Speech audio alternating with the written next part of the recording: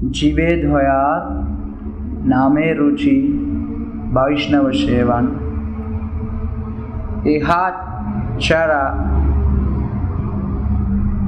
धर्म नहीं सुनो सनातन। ओ सनातन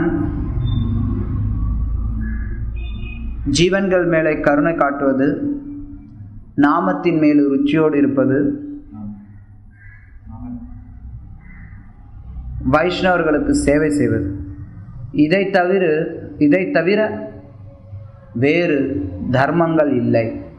சைத்தன்ய மகாபிரபு சனாதன கோஸ்வாமிகிட்ட சொல்றார்.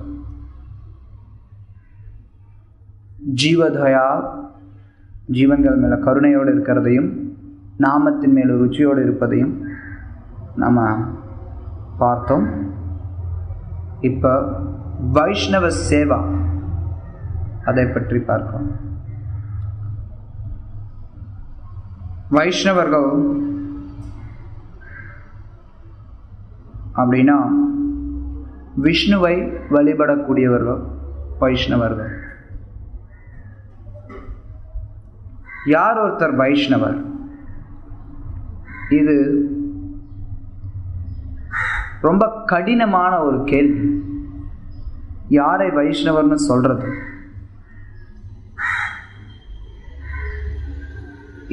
யாரெல்லாம் விஷ்ணுவை வழிபடுகிறார்களோ அவர்கள் எல்லாரும் வைஷ்ணவர்கள்னு அழைக்கப்படலாம். இருந்தாலும் எல்லோரும் ஒரே நிலையில கிடையாது. எல்லா வைஷ்ணவர்களும் ஒரே நிலையில கிடையாது. வைஷ்ணவர்கள் ஒவ்வொருத்தரும் வெவ்வேறு நிலையில இருக்காங்க.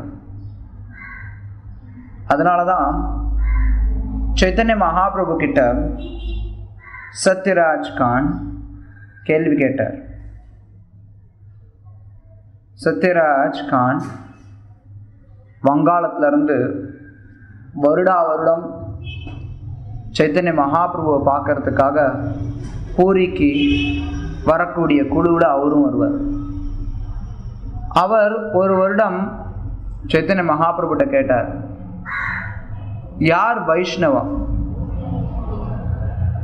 அப்ப மகாபிரபு சொல்றார், யார் ஒருத்தர் வைஷ்ணவர் அல்லாதவருடைய சங்கத்தை தியாகம் செய்றாங்களோ அது வைஷ்ணவர்களுக்கு இருக்கக்கூடிய முதல் லட்சணம். அப்புறம் அவரு அதிகமா என்ன சொன்னார்னா, யாரெல்லாம் ஹரே கிருஷ்ண மகாமந்திரத்தை சொல்றாங்களோ அவங்க எல்லோரும் வைஷ்ணவர்கள்னு சொன்னார். திருப்தி அடைஞ்சு சத்யராஜ் கான் வங்காளத்துக்கு போனார். அடுத்த வருடம் வந்தபோது மறுபடியும் அவர்கிட்ட அதே கேள்வி கேட்டார், யார் வைஷ்ணவர்? யாரெல்லாம் தொடர்ந்து ஹரே கிருஷ்ண மகாமந்திரத்தை சொல்றாங்களோ அவங்க வைஷ்ணவர்கள். அதுக்கப்புறம் சரின்னு கேட்டுட்டு போயிட்டார். அதுக்கு அடுத்த வருஷம் வந்தார்.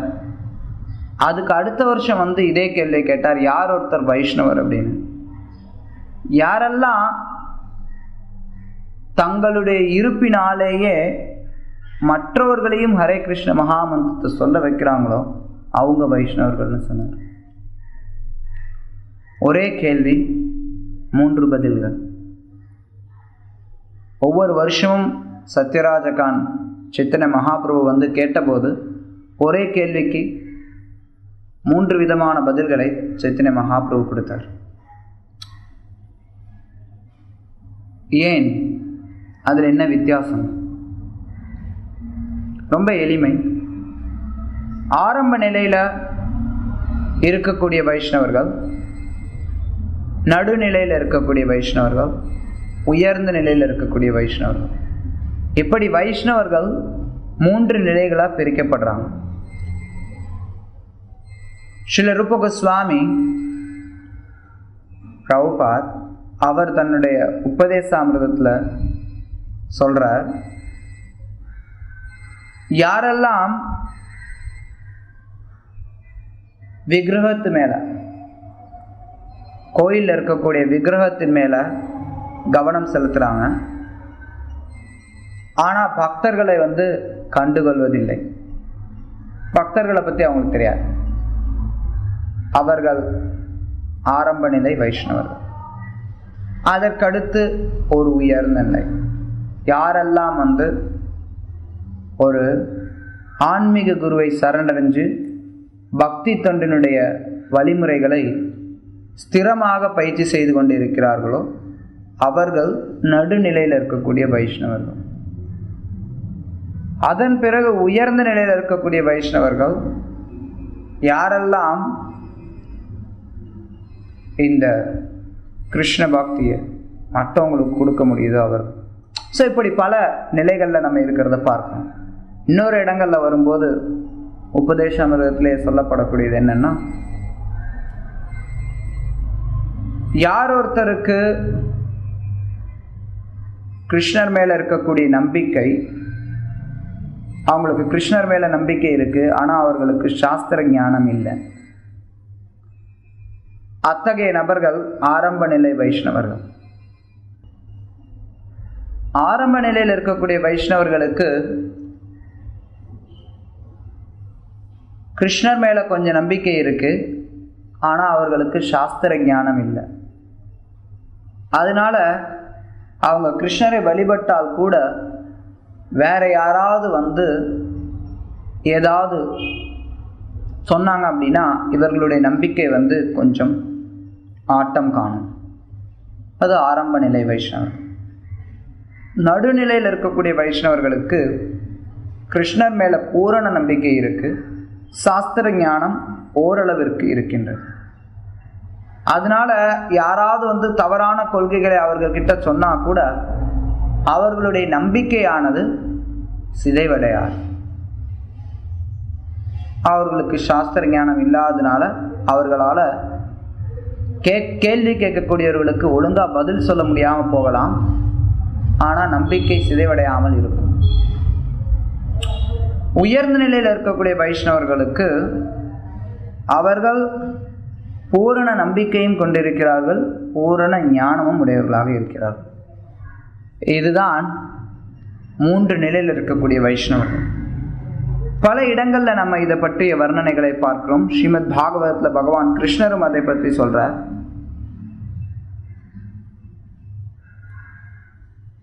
இந்த 3 நிலையில் இருக்கக்கூடிய வைஷ்ணவர்கள் சமஸ்கிருதத்தில் கனிஷ்ட அதிகாரி, மத்தியம அதிகாரி, உத்தம அதிகாரி அப்படின்னு அழைக்கப்படுறார். கீழ்நிலையில் இருக்கக்கூடிய வைஷ்ணவர், கீழ்நிலையில் இருக்கக்கூடிய வைஷ்ணவர் கனிஷ்ட அதிகாரி அப்படின்னு அழைக்கப்படுறார். நடுநிலையில் இருக்கக்கூடிய வைஷ்ணவர் மத்தியம அதிகாரின்னு அழைக்கப்படுறார். உயர்ந்த நிலையில் இருக்கக்கூடிய வைஷ்ணவர் உத்தம அதிகாரின்னு அழைக்கப்படுறார்.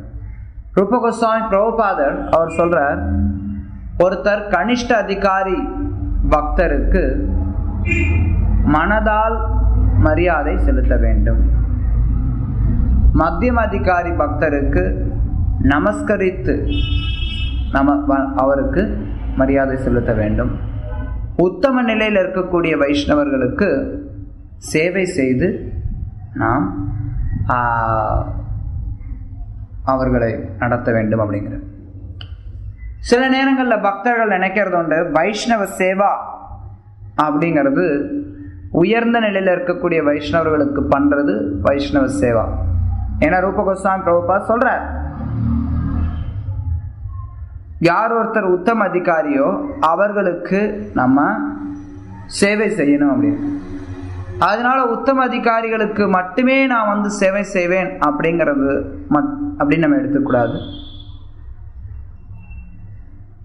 கூட இருக்கக்கூடிய சக வைஷ்ணவர்கள் அல்லது மத்தியம அதிகாரி, உத்தம அதிகாரி நிலையில இருக்கக்கூடிய வைஷ்ணவர்களுக்கு நம்ம சேவை பண்ணணும்.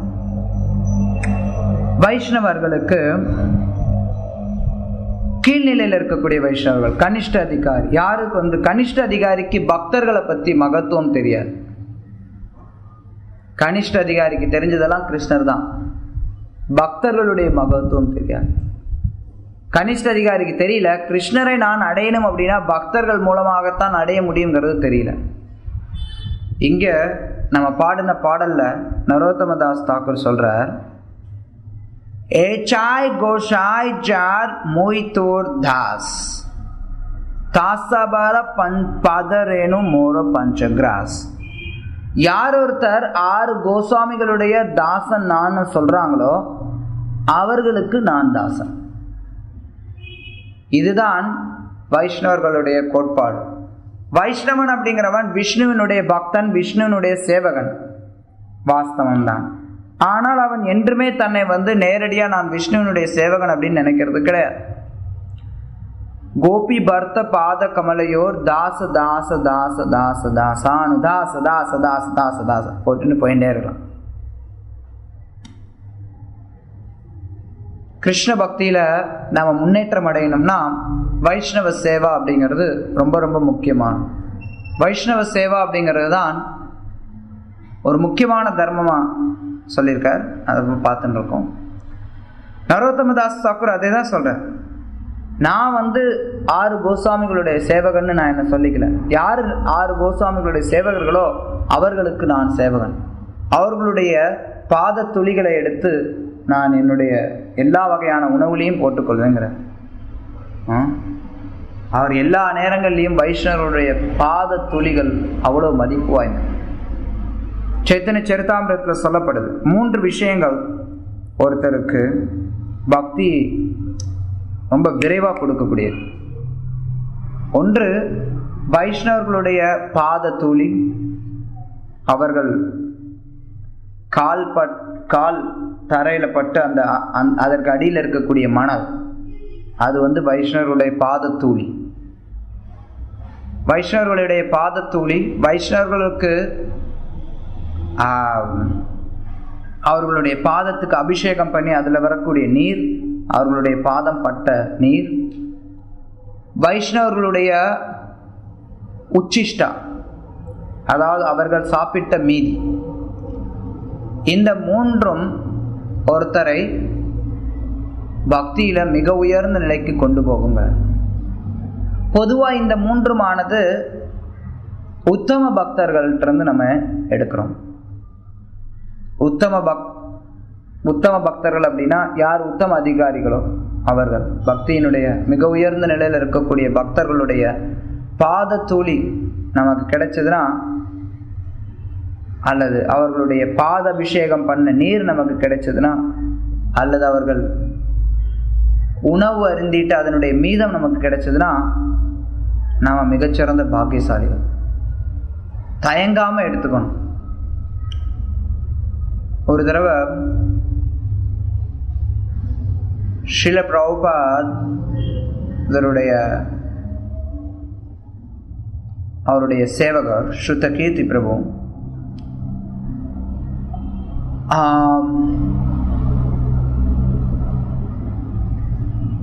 இந்த நிகழ்ச்சி எப்படி வந்தது? வேற யாரோ ஒரு பக்தர் போனார். எனிவே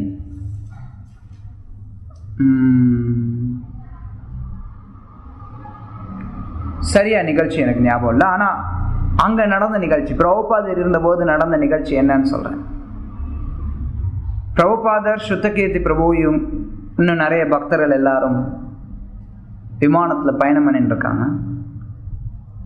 பிரபுபாதர் அங்கே பொரி சாப்பிட்டு இருக்கார் விமானத்தில். அப்போதைக்கு அங்கே இருக்கக்கூடிய ஒரு விமான பணிப்பெண் அவங்க அந்த பக்கமாக வராங்க. Wow, what a preparation! என்னது இது, ரொம்ப அற்புதமாக இருக்கே பார்க்கறதுக்கே. பொரி தெரியும், இங்கே என்ன சொல்லுவாங்க? பொரி தான் சொல்லுவாங்க. பொரியை பார்க்குறாரு. பொரியை பார்த்துட்டு அந்த பெண் ரொம்ப நல்லா இருக்கே. இன்னும் மேற்கத்திய நாட்டில் எந்த கலாச்சாரம் கிடையாது, அவன் யார் சாப்பிட்டு இருக்கான் என்ன தெரியாது. அதை அப்படி எடுத்து சாப்பிட்டாங்க. பிரபுபாத் அதை பற்றி ஒன்றும் பெருசாக கண்டுகொள்ள. அதன் பிறகு அந்த பெண்மணி பல வருடங்கள் கழித்து அவர்களுக்கு பக்தர்கள் புத்தக விநியோகத்துக்கு போகும்போது அவங்க ஒரு கதவை தட்டினாங்க. நான் புஸ்தகம்லாம் கொண்டு வந்திருக்கோம்.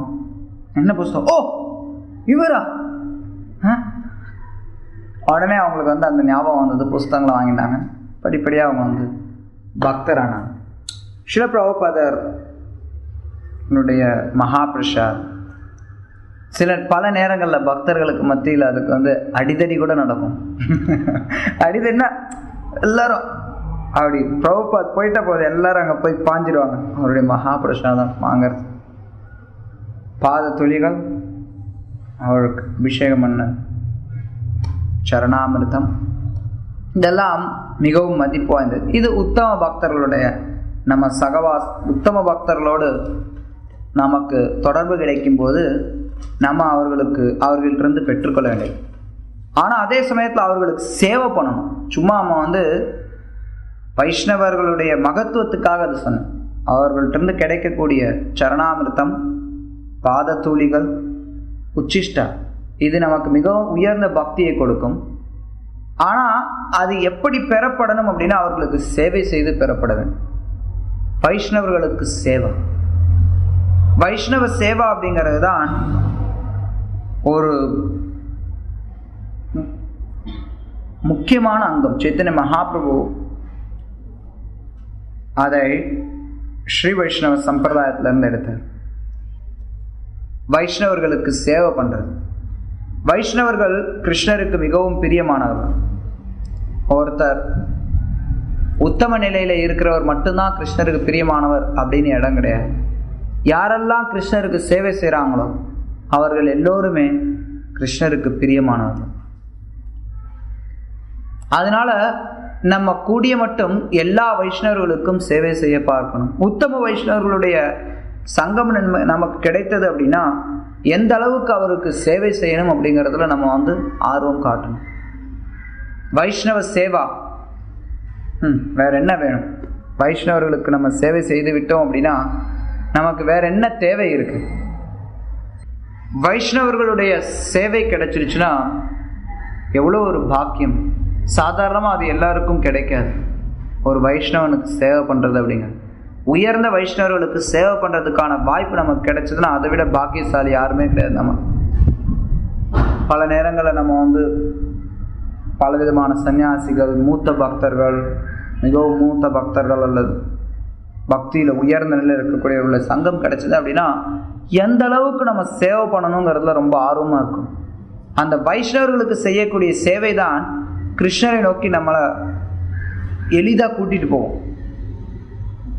சைத்தன்ய மகாபிரபு யார் வைஷ்ணவர்களுக்கு சேவை பண்ணுறாங்களோ அவங்க மேலே ரொம்ப பிரியப்படுவார்.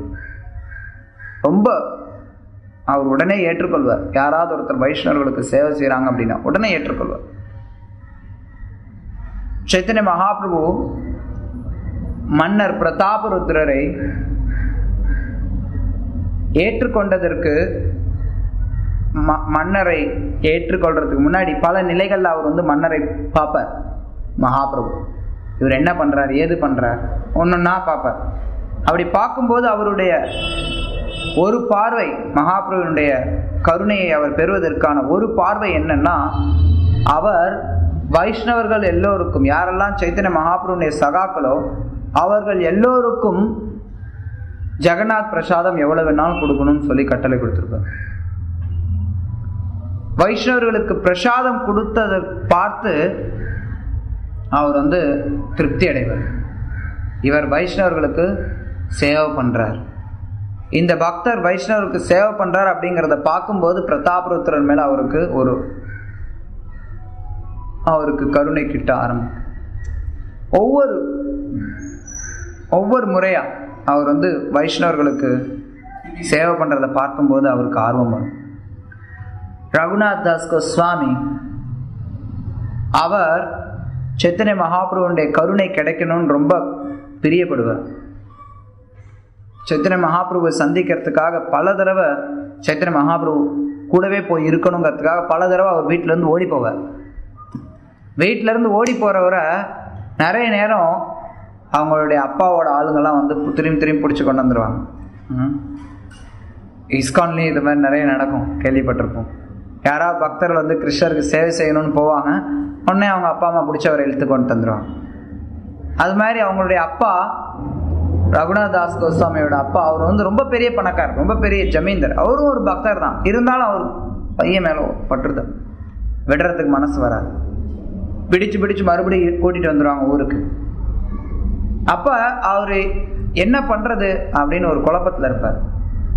அப்போ நித்யானந்த பிரபு அவர் சொல்லுவார், நீ பானிஹாட்டி அப்படிங்கிற ஒரு கிராமத்தில் வைஷ்ணவர்கள் எல்லாரையும் கூப்பிடு, நிறைய வைஷ்ணவர்களை கூப்பிடு, ஆயிரக்கணக்கான வைஷ்ணவர்களை கூப்பிடு, ஆயிரக்கணக்கான வைஷ்ணவர்களை கூப்பிட்டு அவங்க எல்லாருக்கும் நீ பிரசாதம் கொடு. அதன் மூலமா வைஷ்ணவர்கள் திருப்தி அடைவாங்க.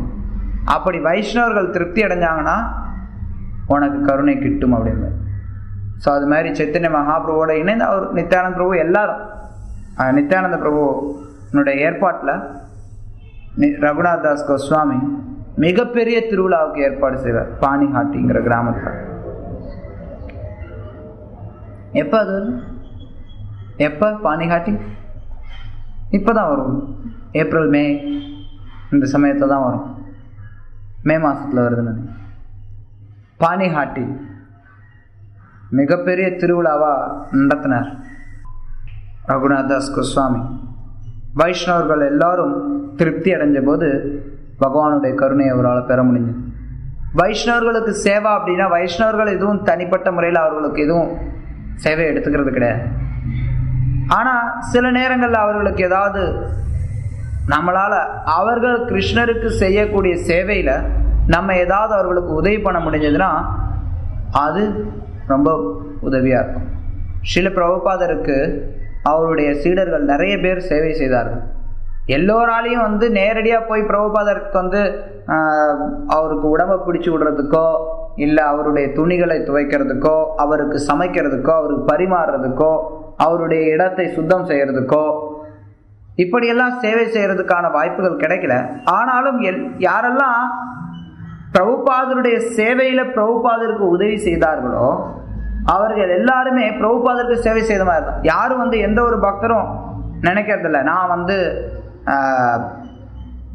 வேற யாருக்கும் சேவை பண்ணுறேன், இல்லை எனக்காக நான் புத்தகம் வைக்கிறேன் அப்படின்னா எந்த பக்தரும் பிரபுபாதருக்காக நான் சேவை பண்ணுறேன். அது வைஷ்ணவ சேவை. கிருஷ்ணருக்காக நான் புத்தகம் வைக்கிறேன் அப்படின்னு நினைக்கிறத காட்டிலும் பிரபுபாதரை திருப்திப்படுத்துறதுக்காக நான் பிரபுபாதருடைய சேவை பண்ணுறேன் அப்படின்னு நினைக்கிறது அது இன்னும் ஒரு விதத்தில் உயர்ந்ததாகவே நம்ம சொல்லலாம். பிரபுபாதரை திருப்திப்படுத்துக்காக இது பிரபுபாதருக்கு நான் செய்யக்கூடிய சேவை. பிரபுபாதருக்காக நான் புத்தகம் விநியோகம் பண்ணுறேன், பிரபுபாதருக்காக நான் இந்த செயலை செய்கிறேன், பக்தர்களுக்காக நான் இந்த செயலை செய்கிறேன். பக்தர்கள் கிருஷ்ணருடைய தொண்டில் ஈடுபட்டிருக்கார்கள். அவர்களுக்கு நம்மளால் தனிப்பட்ட முறையில் எதுவும் சேவை செய்ய முடியல அப்படின்னா கூட அந்த வைஷ்ணவர்களுக்கு அவர்கள் கிருஷ்ணருக்கு செய்யக்கூடிய சேவையில் நம்ம உதவி செய்தோம்னா அதுவும் நமக்கு வைஷ்ணவ சேவை தான். யாராவது ஒரு பக்தர் கிருஷ்ணருக்கு ஏதோ சேவை பண்ணிட்டு இருக்கார், அவருக்கு ஏதோ ஒரு பொருள் தேவைப்படுது, இது கிருஷ்ணருடைய சேவை கிடையாது, எனக்கும் கிருஷ்ணருக்கு என்ன தொடர்பு, வைஷ்ணவருக்கும் தனிப்பட்ட முறையில் சேவை பண்ணலையே அப்படின்னு கிடையாது. அந்த வைஷ்ணவர்களுக்காக நம்ம செய்யக்கூடிய எல்லா விதமான சேவைகளுமே மிக மிக உயர்ந்தது. அதுவும் குறிப்பாக இந்த வைஷ்ணவ சமுதாயத்தில் நம்ம வசிக்கும் போது நம்ம கூடவே நிறைய பக்தர்கள் இருக்காங்க, நிறைய வைஷ்ணவர்கள் இருக்காங்க. வைஷ்ணவ சமுதாயத்தில் நம்ம இருக்கோம் அப்படின்னா ஒருத்தர் காங்கிரிகேஷனல் பக்தராக இருந்தாலும் சரி, கோயிலில் முழு நேர பக்தராக இருந்தாலும் சரி, எல்லோருக்கும் பக்தர்களுடைய ஒரு சங்கம் கிடைக்குது. இங்கே நரோத்தம தாஸ் தாக்கூர் அவர் பாடுறார், ஏச்சாய் கோஷாய் கோரி சரணவந்தன் ஜாஹா ஹொய்தே பிக்யனாஸ் அபிஷ்ட புரான். இந்த கோஸ்வாமிகளுடைய சரணங்கள் அல்லது இன்னொரு விதத்தில் நம்ம எடுத்தோம்னா உயர்ந்த வைஷ்ணவர்களுடைய சரணங்கள் எல்லா விதமான பக்தி தொண்டில் நமக்கு இருக்கக்கூடிய தடைகள் எல்லாவற்றையும் அகற்றிவிடும். அதுதான் எனக்கு என்னுடைய ஆசை அப்படிங்கிற. ஸ்ரீ குரு வைஷ்ணவ பத மாஜியமான், ஸ்ரீ குரு வைஷ்ணவர்கள் இதெல்லாம் என்னுடைய மனதில் நான் வைத்துக்கொள்றேன். இதெல்லாம் என்னுடைய வழிபாட்டுக்குரியவர்கள். ஸ்ரீ குரு வைஷ்ணவ பாத பத்ம கோரியா, ஸ்ரீ குரு வைஷ்ணவர்கள், வைஷ்ணவர்களுடைய பாதம் தான் எனக்கு ஆசை. வைஷ்ணவர்களுக்கு சேவை பண்ணுறது அப்படிங்கிறது அவ்வளோ ஒரு உயர்ந்த நிலை. ஸ்ரீல பிரபுபாதருடைய கருணையினால் நமக்கு இன்னைக்கு வைஷ்ணவர்களுடைய சேவை செய்கிறதுக்கு ரொம்ப அதிகமான வாய்ப்பு இருக்குது. முன்னாடிலாம் வைஷ்ணவர்களுடைய சேவை அப்படிங்கிறது அவ்வளோ எளிதானது கிடையாது. வைஷ்ணவர்களை சந்திக்கிறதுங்கிறதே அவ்வளோ எளிதானது கிடையாது. ஆனால் பிரபுபாதருடைய கருணையினால் அவர் வந்து ஒரு இயக்கமாக, ஒரு நிறுவனமாக இந்த இஸ்கானை அமைத்து அதன் மூலமாக பக்தர்கள் அடிக்கடி வைஷ்ணவர்கள் ஒருத்தர் தொடர்பு கொள்றதுக்கும் சேவை செய்கிறதுக்கும் வாய்ப்பு கொடுத்துருக்கார். ஸ்ரீல ரூப கோஸ்வாமி பிரபுபாத் அவர் பக்தர்களுக்கு நடுவில் 6 விதமான அன்பு பரிமாற்றங்களை விளக்குறார். ததாதி பிரதிகிருஹ்ணாதி, ஒரு பொருளை கொடுக்கறது, அதே மாதிரி இன்னொரு பொருள் அவங்க கிட்ட இருந்து மதிப்புமிக்க பொருள்களை பெற்றுக்கொள்ளுது. அப்புறம் ஒருத்தருக்கு வந்து கிருஷ்ண பக்தியினுடைய ரகசியங்களை எடுத்துரைத்தல், மற்றவர்களிடமிருந்து கிருஷ்ண பக்தியினுடைய ரகசியங்களை கேட்டுக்கொள்ளுது. ஒரு பக்தருக்கு பிரசாதம் கொடுத்தல், ஒரு பக்தரிடமிருந்து பிரசாதம் ஏற்றுக்கொள்ளுதல். இது பக்தர்களுக்கு இடையிலான 6 விதமான பிரீத்தி லட்சணம். அன்பு பரிமாற்றம், பிரீத்தி, அன்பு, அதற்கான லட்சணம்னு சொல்ற. பக்தர்கள் ஒருத்தருக்கு ஒருத்தர் இருக்கக்கூடியது என்னன்னா அன்பு. அது ரொம்ப ரொம்ப முக்கியம். பக்தர்களுக்குள்ளார சேவை செய்யணும் அப்படிங்கிற எண்ணம் எப்படி வரும்னா, ஒரு பக்தர் மேல இன்னொரு பக்தர் அன்பு செலுத்தும் போதுதான் சேவை செய்யணுங்கிற எண்ணம் வரும். இன்றைய நிலையில, கட்டுண்ட நிலையில நம்மளுடைய மனப்பான்மை எப்படின்னா, எல்லோரும் எனக்கு சேவை செய்யணும்னு நினைக்கிறோம். எல்லாரும் எனக்கு சேவை பண்ணணும்னு நான் நினைக்கிறதுனால எந்த ஒரு வைஷ்ணவருக்கும் சேவை பண்றதுல எனக்கு ஆர்வமே கிடையாது. வைஷ்ணவர்களுக்கு சேவை பண்றதுல ஆர்வம் இல்லை அப்படின்னா நாமத்தின் மேல ருச்சி வராது. கிருஷ்ண பக்தியில நீண்ட நாள் நிலைக்க முடியாது. வைஷ்ணவர்களுடைய கருணை தான் கிருஷ்ணருடைய கருணை பெறுவதற்கு வழி. வைஷ்ணவர்களுடைய கருணை இல்லைன்னா கிருஷ்ணருடைய கருணையை பெற முடியாது. வைஷ்ணவர்களுக்கு சேவை செய்யறது தான் நம்மளுடைய உயர்ந்த தர்மம். பல நேரங்களில் நம்மளுடைய எண்ணம் எல்லாமே மற்ற வைஷ்ணவர்கிட்ட நம்ம எப்படி சேவை வாங்குறது, எனக்கு எப்படி இதெல்லாம் செய்யாது, அவங்க இது எனக்கு செஞ்சு தருவாங்களா, எனக்கு எதுவும் செஞ்சு தருவாங்களா, வேற வைஷ்ணவர்களை வந்து என்னோட தொண்டில் ஈடுபடுத்துறதுலாம் எனக்கு ஆர்வம் அதிகம். அப்படி இருக்கிற பட்சத்தில் நம்மளால பக்தியில முன்னேற முடியாது. ஸ்ரீல பக்திசித்தாந்த சரஸ்வதி தாக்கூர் அவர் சொல்ற, எப்போ ஒரு வைஷ்ணவன் இன்னொரு வைஷ்ணவன்கிட்ட நான் சேவை பெறணும்னு நினைக்கிறானோ அப்போதைக்கு அந்த வைஷ்ணவனுடைய முன்னேற்றம் எல்லாமே நின்றுடுது. எந்த ஒரு வைஷ்ணவருமே நான் இன்னொரு வைஷ்ணவர்கிட்ட சேவை எடுத்துக்கொள்ளணும்னு நினைக்க மாட்டான், நினைக்க கூடாது. ஆனா ஒவ்வொரு வைஷ்ணவனும் அதே சமயத்துல நான் எப்படி இன்னொரு வைஷ்ணவருக்கு சேவை பண்றது அப்படிங்கிறத எடுத்துக்கொள்றேன். வைஷ்ணவர்களுக்கு சேவை செய்யும். அவர் ஒவ்வொரு நம்ம செய்யக்கூடிய ஒவ்வொரு நிகழ்ச்சிகளுமே வைஷ்ணவர்களுக்கு சேவை பண்றதுக்கு ரொம்ப உதவியா இருக்கும். ஒருத்தருக்கு வந்து கோயில்லையோ இல்லை எங்கேயோ ஒரு விதத்துல சமைக்கிறதுக்கான ஒரு வாய்ப்பு கிடைச்சது அப்படின்னா பக்தர்களுக்காக அவர் சமைக்கிறார், பகவானுக்காக சமைக்கிறார். ஆனா அதே சமயத்துல அது வைஷ்ணவ சேவையாகவும் அமையும். பகவானுக்காக சமைக்கிறார், அதை ஏற்றுக்கொள்றது வைஷ்ணவம். அது ஒரு மிகச்சிறந்த ஒரு வைஷ்ணவ சேவை. பல நேரங்கள்ல பக்தர்கள் பிரசாதம் எடுத்துக்கொள்ளும் போது ரொம்ப திருப்தி அடைஞ்சிருவாங்க. அதற்காக பக்தர்களுடைய புலனின்பத்திற்காக நம்ம வந்து இடம் கொடுக்கிறோம் அப்படின்னு அர்த்தம் கிடையாது. வைஷ்ணவ சேவை அப்படிங்கிற ஒரு மனப்பான்மை ரொம்ப ரொம்ப முக்கியம். ஒரு வைஷ்ணவருக்கு ஏதாவது தேவைன்னா அவங்களுக்காக கொடுக்கறது, ஏதோ ஒரு உதவி கேட்கிறார் அவருக்கு ஏதாவது உதவி செய்யறது, அவர்களுக்காக நன்மைகள் செய்யறது, இது போன்ற செயல்கள் நம்ம அன்றாட வாழ்க்கையில நம்மளுடைய வாழ்க்கையை அதுக்கு தகுந்த மாதிரி வடிவமைத்துக் கொள்ளணும்.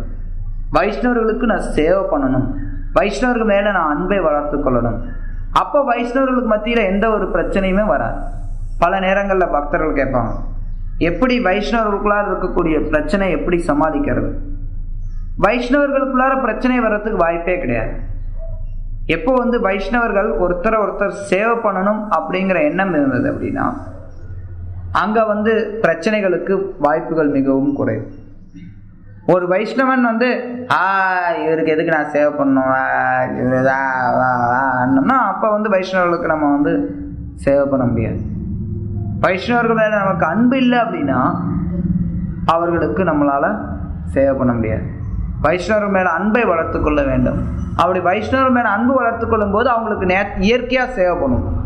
நம்ம பல நேரங்களில் நம்ம சொல்கிறது உண்டு, கிருஷ்ணர் மேலே ஒருத்தருக்கு அன்பு இருக்குது அப்படின்னா அந்த அன்பு எப்படி தெரியும்?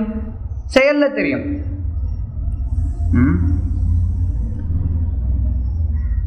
அடிக்கடி நம்ம ஒரு உதாரணம் கொடுக்கறது உண்டு. ஒரு கணவனும் மனைவியும் இருக்காங்க, 2 பேரும் அன்போடு இருக்காங்க. மனைவி கணவன் மேலே வைத்திருக்கக்கூடிய அன்பு எப்படி வெளிப்படுத்தப்படுது அப்படின்னா வார்த்தையில் கிடையாது. நீங்கள் நான் உங்களை ரொம்ப அன்பு செலுத்துகிறேன், இந்த காலத்தில் தான் அப்படி சொல்லுவாங்க, oh I love you, I love you. இதெல்லாம் இந்த காலத்தினுடைய வார்த்தைகள். வேத கலாச்சாரத்தில் நான் உங்கள் மேலே அன்பு செலுத்துகிறேன் அப்படிங்கிறது வார்த்தையில் சொல்லப்படக்கூடிய ஒன்று கிடையாது, செயலில் காட்டக்கூடியது. எப்போ ஒரு மனைவிக்கு கணவன் மேலே அன்பு இருக்கோ அப்போ மனைவி ஆனவள் கணவனுக்காக நல்லா சமைத்து வைப்பாள், வீட்டெல்லாம் நல்லா தூய்மையாக வைத்து கொள்வாள், கணவனுடைய துணிகள்லாம் துவைத்து வைப்பாள், குழந்தைகள்லாம் பராமரித்து கொள்வாள். இதெல்லாம் செய்யும் போது கணவன் மேலே இருக்கக்கூடிய அன்பு வெளிப்படும். ஒரு கணவன் அலுவலகத்திலேருந்து வரார், வந்தடி மனைவி சொல்கிறா, ஓ இவ்வளோ நேரம் உங்களை பிரிஞ்சிருந்தது எனக்கு ரொம்ப வருத்தமாக இருக்குது, உங்கள் மேலே நான் ரொம்ப அன்போடு இருக்கேன். ஓ அப்படியா, ரொம்ப சந்தோஷம். சரி, எனக்கு ரொம்ப களைப்பாக இருக்கேன், எனக்கு சாப்பிட்றதுக்கு ஏதாவது கொடு. இல்லை நான் உங்கள் மேலே ரொம்ப அன்பாக இருந்தேன்னா எதையுமே சமைக்கலை அப்படின்னா அது அன்பு கிடையாது. அது உண்மையான அன்பு கிடையாது. உண்மையான அன்பு அப்படிங்கிறது செயலில் தான் வெளிப்படும், வார்த்தை அவசியம் கிடையாது. அது மாதிரி வைஷ்ணவர்களுக்கும் அதே கருத்து பொருந்தும். வைஷ்ணவர்கள் மேலே இருக்கக்கூடிய அன்பானது வைஷ்ணவர்களுக்கு ஒரு வைஷ்ணவருக்கு செய்யக்கூடிய சேவையில் வெளிப்படும். சேவை செய்கிறத ஒரு வைஷ்ணவர்களுக்கு மத்தியில் நமக்கெல்லாம் ஒரு ஸ்ரீல பிரபுபாதருடைய கருணையினால் ஒரு உயர்ந்த ஒரு வாய்ப்பு கிடைச்சிது, வைஷ்ணவர்களுக்கு சேவை பண்ணுறதுக்கான வாய்ப்பு.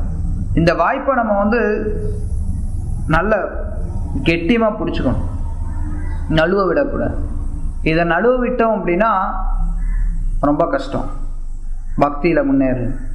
வைஷ்ணவர்கள் அவர்களுடைய ஒவ்வொரு செயல்கள்லையும் நம்ம எப்படி வைஷ்ணவர்களுக்கு உதவி செய்யலாம், வைஷ்ணவர்களுக்கு சேவை பண்ணலாம். ஏதாவது வைஷ்ணவர்களுக்கு சேவை பண்ணுறதுக்கான வாய்ப்பு கிடைச்சிருச்சுன்னா பக்தர்கள் அதை ரொம்ப ஆர்வமாக எடுத்துக்கணும். இந்த பக்தர் எனக்கு இதை பண்ண சொல்கிறாரு, என்ன எப்போ பார்த்தாலும் இவருக்கு இதே பொழப்பு, அவர் செய்ய மாட்டாரா, இதை இணைய செய்ய சொல்கிறாரு. இந்த மாதிரிலாம் நம்ம அடிக்கடி நம்மளுடைய மனதில் எண்ணங்கள் வரக்கூடும். ஆனால் அதுக்காக தான் நம்ம மறுபடியும் கேட்கணும், வைஷ்ணவர்கள் அப்படிங்கிறவங்க ரொம்ப ரொம்ப உயர்ந்த நிலை. நம்ம கூட இருக்கக்கூடிய வைஷ்ணவராக இருந்தாலும் சரி, நம்ம மேலே உயர்ந்த நிலையில் இருக்கக்கூடிய வைஷ்ணவன், நம்மை விட ரொம்ப உயர்ந்த நிலையில் இருக்கக்கூடிய வைஷ்ணவனுக்கு தான் நான் சேவை பண்ணுவேன். குரு மகாராஜ் வந்தாருன்னா சேவை பண்ணுவேன், மற்ற வைஷ்ணவெலாம் கண்டுக்க மாட்டான். ஒரு நிறைய பேர் அந்த மாதிரி இருக்கும். குரு வந்தாருன்னா அப்படி டமான்னு என்ன வேலை செய்வாங்க, எப்படி அங்கே பறப்பாங்க இங்கே பறப்பாங்க, அத்தை சுத்தம் பண்ணுவாங்க இதை சுத்தம் பண்ணுவாங்க, அப்படியே எல்லா ஏற்பாடும் பிரம்மாண்டமாக இருக்கும். மற்ற வைஷ்ணவர்களை கண்டுக்க மாட்டாங்க. அது கிடையாது வைஷ்ணவர்களுடைய சேவை அப்படிங்கிறது. எப்பவுமே நமக்கு எப்பவுமே உயர்ந்த வைஷ்ணவருடைய சேவை நமக்கு எப்பவும் கிடைக்காது. கிடைக்கும் போது உபயோகப்படுத்திக்கணும். குரு வரார் அப்படின்னா நிச்சயமா நம்ம இன்னும் அதிகமாக முயற்சி பண்ணி நம்ம அவருக்கு சேவை பண்ணுறதுக்கு பார்த்தோம். ஆனால் எப்பவுமே உயர்ந்த வைஷ்ணவருடைய சேவை நமக்கு கிடைக்கும்னு எதிர்பார்க்க முடியாது. அதை நம்ம பழகணும். நம்மை விட ஓரளவு உயர்ந்த நிலையில் இருக்காங்கன்னா நமக்கு சமமாக இருக்காங்க, ஒருத்தர் கொடுத்து ஒருத்தர் சேவை பண்ணி ஒருத்தருக்கு ஒருத்தர் உதவி பண்ணி நம்ம பக்தியில் முன்னேறதுக்கு பார்க்கணும். அது சைத்தன்ய மகாபிரபுக்கு ரொம்ப பிடிக்கும். வைஷ்ணவர்களுக்கு சேவை பண்ணும்போது சைத்தன்ய மகாபிரபுடைய கருணையை, குரு பரம்பராவுடைய கருணையை நம்ம எளிமையாக பெற முடியும். ஹரே கிருஷ்ணா. ஏதாவது கேள்விகள்? Physically, நாங்கள் உடலில் நல்ல வைஷ்ணவ சேவை, ஆனால் என்ன is there any gradation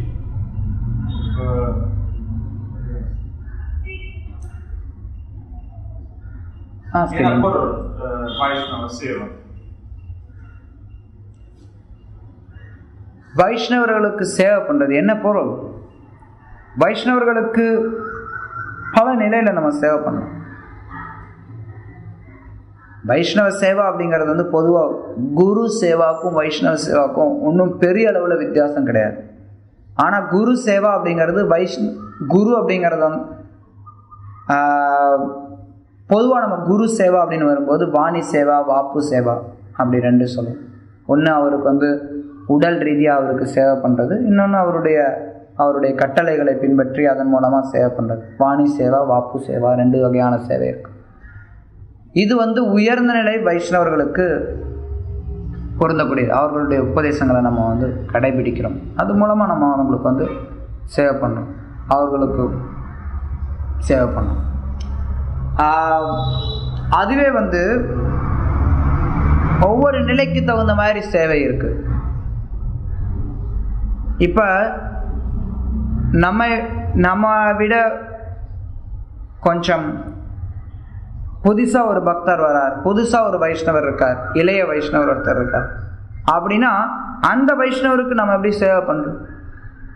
அவர்களுக்கு நம்ம வந்து கிருஷ்ண பக்தி சொல்லி கொடுக்கறது மூலமா சேவை பண்ணோம். இதுதான்ப்பா கிருஷ்ணர், இப்படி நம்ம இருக்கணும், இப்படி இருக்கக்கூடாது, அப்படி எடுத்துரைக்கிறது அதுவும் ஒரு வகையான சேவை. அந்த மாதிரி நம்ம வந்து சேவை செய்கிறோம். சமநிலையில் இருக்கக்கூடிய வைஷ்ணவர்களோட நம்ம வந்து பல விஷயங்களை பகிர்ந்து கொள்கிறோம். அவருக்கு கிட்ட இருக்கக்கூடிய நல்ல விஷயங்களை நம்ம எடுத்துக்கிறோம். அவங்க கிட்ட இருக்கக்கூடிய ஏதாவது தவறுகள் இருந்ததுன்னா அதை வந்து நட்போடு எடுத்து சொல்லி அவங்கள திருத்துறோம். அது மாதிரி நம்ம வந்து சக வைஷ்ணவர்களோட நம்ம சேவை செய்கிறோம். ஒவ்வொருத்தருக்கும் ஒவ்வொரு எதுவுமே கிடையாது. இப்போ வந்து கூட அன்றாட பழக்கத்தில் நம்ம வந்து ஒருத்தர் சேவை பண்ணணும். ஒரு பக்தர் வந்து அவசரமாக எங்கேயோ கிளம்புறார், அவருக்கு ஏதோ ஒரு தேவைப்படுது, அவருக்கு ஒரு ஒரு பாட்டிலில் வந்து தண்ணி தேவைப்படுது, தண்ணி பிடிச்சி கொடுக்கணும், அதுவும் ஒரு வைஷ்ணவ சேவை. வைஷ்ணவர் வந்து அவர் ரொம்ப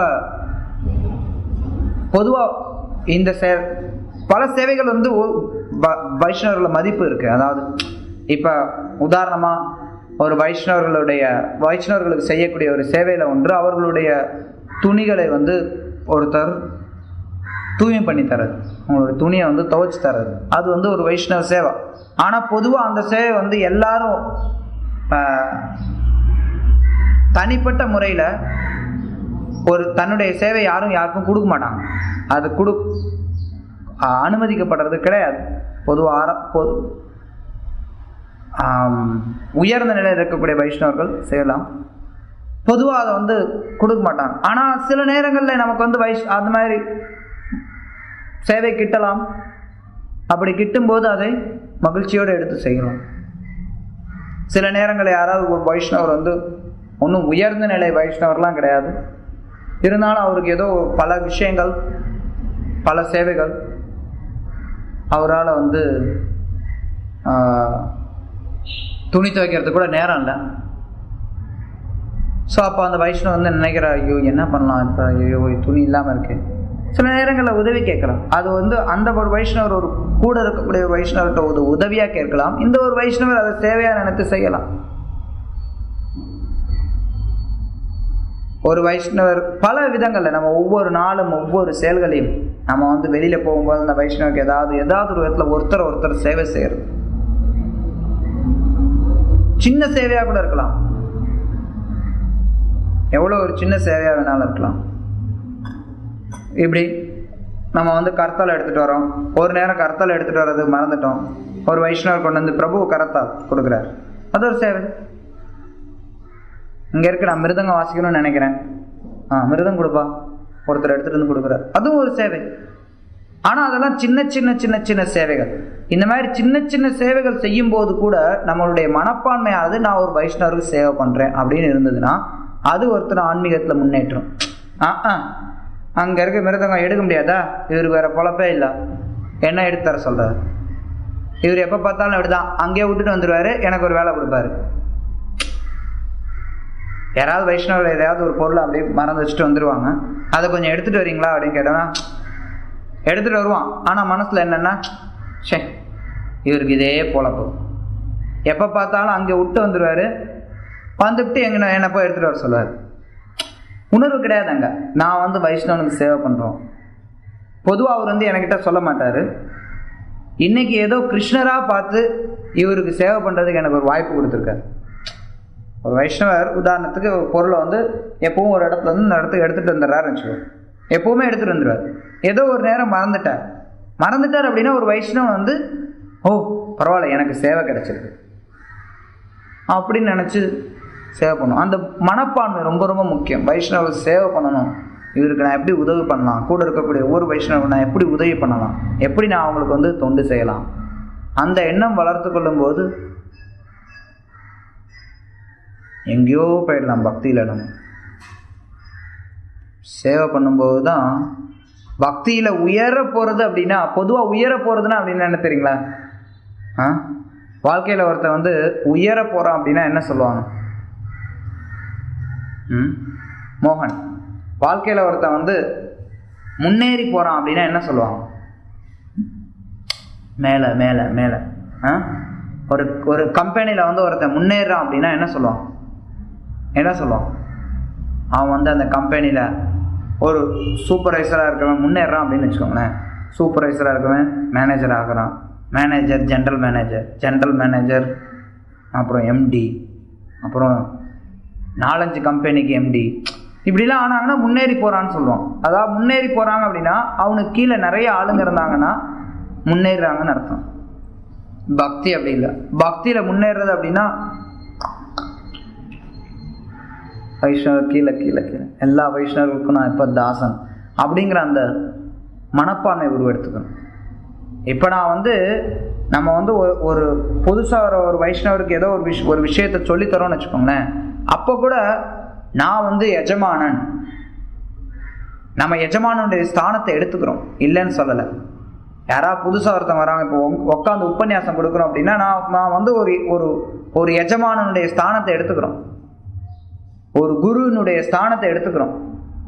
ஆனால் என்றைக்குமே அப்படி ஒரு ஸ்தானம் நமக்கு எடுத்துக்கிட்ட போது நம்ம அது மாதிரி நினைக்கக்கூடாது. இப்படி ஒரு உபன்யாசம் கொடுக்கறது மூலமாக நான் வைஷ்ணவர்களுக்கு சேவை பண்ணுறேன். மற்ற வைஷ்ணவர்களுக்கு இதை பற்றி எடுத்துரைக்கிறது அப்படிங்கிற ஒரு சேவையை என்னால் செய்ய முடியுது. அப்போ அது வைஷ்ணவ சேவையாகும். எப்போ நம்ம நம்மளை எனக்கு எல்லாரும் சேவை பண்ணணும் அப்படின்னு நினைக்கிறோமோ அப்போ ரொம்ப அபாயம். அதனால தான் ஸ்ரீல பக்தி சாஸ்திர ஸ்தாபர் அவர் சொல்லுவார், நான் என்னுடைய சீடர்களுக்கு சேவகன் அப்படின்பார். எல்லா சீடர்களுக்கும் நான் சேவை பண்ணுறேன். ஆனால் நம்ம வெளிப்படையாக அவர் இன்னும் சீடர்களுக்கு துணி துவைச்சு கொடுத்தோ சீடர்களுக்கு சமைச்சு கொடுத்தோ அது மாதிரிலாம் நாம் பார்க்கறது கிடையாது. ஆனால் அவர் சீடர்கள் எல்லாருக்கும் சேவை பண்ணுறார். அவர்களுக்கு எப்படி கிருஷ்ணருக்கு சேவை பண்ணுறதுங்கிற சொல்லித்தரது மூலமாக சேவை பண்ணுறார். ஸோ வைஷ்ணவ சேவை அப்படிங்கிறது பல நிலைகளில் செய்யப்படலாம். ஒருத்தருடைய மனப்பான்மையானது ரொம்ப அவசியம். என்றைக்குமே ஒரு வைஷ்ணவன் தான் சேவையை எடுத்துக்கொள்ளக்கூடியவன் எஜமானன் அப்படிங்கிற எண்ணம் வளர்த்து கொள்வது கிடையாது. என்றுமே நான் சேவகன் அப்படிங்கிறதுல தான் இருக்கும். வைஷ்ணவ கலாச்சாரத்தில் நவீன காலத்தில் குறிப்பாக ஒரு வைஷ்ணவர் இன்னொரு வைஷ்ணவர் பிரபு அப்படின்னு கூப்பிட்றார். பிரபு அப்படின்னா எஜமானர்னு அர்த்தம். அதனால இவர் என்னை பிரபுன்னு கூப்பிட்றாரு, அதனால நான் பிரபு அப்படின்னு நம்ம நினைக்கக்கூடாது. என்றைக்கு சில நேரங்களில் நான் கேள்விப்படுறது உண்டு, ஆரம்பத்தில் இருக்கக்கூடிய வைஷ்ணவர் ஹரே கிருஷ்ணா பிரபு, நான் என்ன ஏதாவது பேர், ஓகே ஒரு பேர் இருக்கு சங்கீர்த்தன் தாஸ், ஓகே அவர் எல்லாரும் என்ன கூப்பிடுவாங்க, சங்கீர்த்தன் பிரபுன்னு கூப்பிடுவாங்க. அந்த சங்கீர்த்தன் தாஸ் அது மாதிரி இருக்கவங்க தொலைபேசியில் இருக்கும்போது ஹரே கிருஷ்ண பிரபு, நான் சங்கீர்த்தன் பிரபு பேசுகிறேன், நீ பிரபு இல்லைப்பா, நீ தாசன். நம்ம நம்மளை தாசனா நினைக்கிறோம். அடுத்தவங்க பிரபுன்னு கூப்பிடலாம், நம்ம நம்மளை என்னைக்கும் பிரபுன்னு நினைக்கக்கூடாது. ஸோ அது வைஷ்ணவ எஜமானலாம் நினைக்கிறோம்னா நான் சேவை பண்ணுறோங்கிறது வந்து ஒவ்வொன்றும் நம்ம உணர்வு இருக்கும். சும்மா பேரை கூப்பிட்றது மட்டும் இல்லை. சில நேரத்தில் பக்தர்கள் ஹே பிரபு நீ என்ன பண்ணியிருக்க தெரியுமா, ஒன்று நான் வச்சுக்கிறேன் இரு. இதெல்லாம் வந்து நான் உனக்கு பிரபு அப்படின்னா நீ இப்படியா நடத்துவ? பிரபு அப்படிங்கிறது வந்து ஒரு சடங்கு மாதிரி ஆகிடக்கூடாது. அதே அந்த பிரபு எப்பவுமே மோசம். அவர் அந்த பிரபு இருக்காரே அவர் எப்போ பார்த்தாலும் சரியில்லை. அவர் பிரபுன்னா அதுக்கு தகுந்த மாதிரி நடந்துக்கணும். வைஷ்ணவ சேவை ரொம்ப முக்கியம்.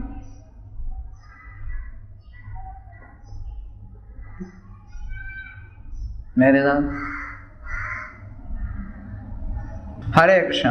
श्री प्रभुपाद की जय।